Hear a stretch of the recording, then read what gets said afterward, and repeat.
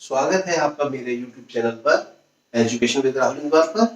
और आज जो मैं आपके सामने टॉपिक लेके आया हूँ फर्स्ट ईयर फिजिक्स का सेकंड पार्ट है। इससे पहले जो मैंने वीडियो बनाया था उसको मैंने पार्ट 1 में कन्वर्ट किया था। अब ये मैं पार्ट 2 लेके आपके सामने आया हूँ। भौतिक जगत है फर्स्ट ईयर का टॉपिक फिजिक्स का।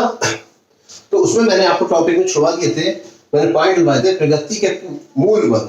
प्रकृति के मूल बल में आपको गुरुत्वाकर्षण अथवा गुरुत्वीय बल डलवाया था हेडिंग, विद्युत चुंबकीय बल डलवाया था, प्रबल नाभिकीय बल और क्षीण नाभिकीय बल। 4 टॉपिक आपको मैंने रिप्रेजेंट करवाया था। उनकी मैंने आज डेफिनेशन बोर्ड पे लिख दी है। तो डेफिनेशन क्या है, आपके समय बचाने के लिए मैंने पहले से इसको मेंशन कर दिया था कि दो वस्तुओं के बीच गुरुत्वाकर्षण का बल का नियम है।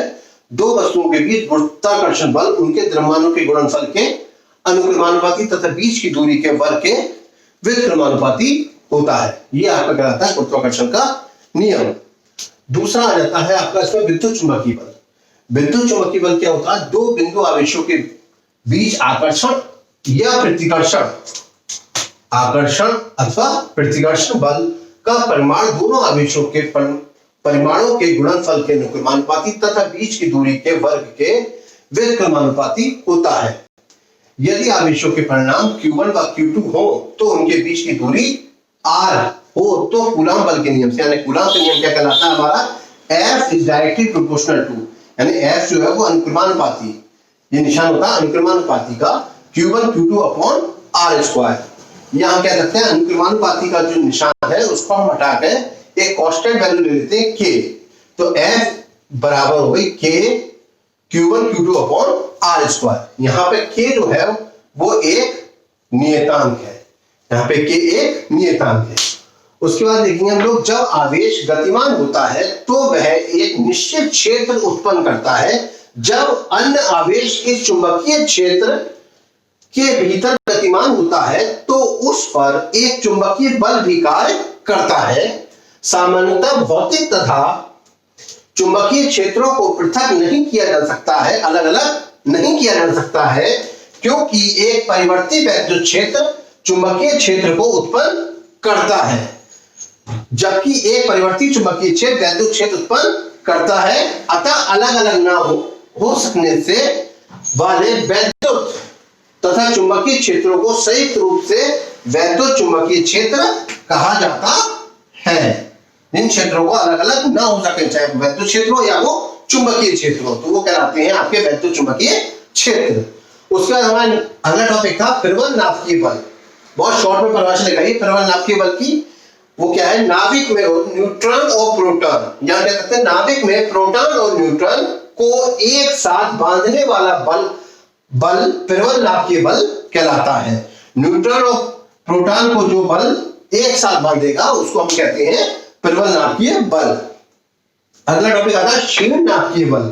कुछ नाभिकीय घटनाओं जैसे रेडियोएक्टिव नाभिक के बीटा 6 में एक तथा मूल कणों के बीच कार्य करने वाला बल क्षीण नाभिकीय बल कहलाता है। उसके बाद नेक्स्ट टॉपिक देखते हैं हम लोग। नेक्स्ट टॉपिक में हमारा क्या है, भौतिक नियमों की प्रकृति। भौतिक नियमों की प्रकृति क्या है, उसमें हमने 4 पॉइंट में डिवाइड कर दिया है। पहला पॉइंट है आपको ऊर्जा संरक्षण, दूसरा है रेखीय संवेग संरक्षण, तीसरा है कोणीय संवेग संरक्षण और चौथा द्रव्यमान ऊर्जा संरक्षण और लास्ट में एक और रहता है 5वां पॉइंट जो है आवेग संरक्षण। तो ये 5 पॉइंट में डिवाइड है। तो पहले ऊर्जा संरक्षण की परिभाषा क्या है, यदि किसी वस्तु पर कार्य करने वाला बल संरक्षी हो तो निकाय की कुल यांत्रिक ऊर्जा नियत रहती है। यह यांत्रिक ऊर्जा के संरक्षण का नियम है। इस पर जब कोई ऊर्जा नियत रही तो उसको हम कहेंगे यांत्रिक ऊर्जा का नियम। दूसरा आता है रेखीय संवेग संरक्षण। यदि कणों के किसी निकाय पर कार्य करने वाला बाह्य बल शून्य हो तो निकाय का रेखीय संवेग संरक्षित रहता है। यह रेखीय संवेग संरक्षण का नियम है। रेखीय संवेग संरक्षण के नियम के बाद आता है हमारा कोणीय संवेग संरक्षण।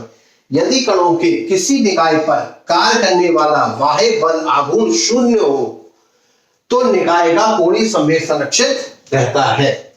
उसके बाद आता है द्रव्यमान ऊर्जा संरक्षण। आइंस्टीन के अनुसार द्रव्यमान तथा ऊर्जा पृथक पृथक यानी अलग अलग अस्तित्व वाली भौतिक राशियां नहीं है, बल्कि एक ही राशि के 2 रूप हैं द्रव्यमान को ऊर्जा में और ऊर्जा को द्रव्यमान में बदला जा सकता है।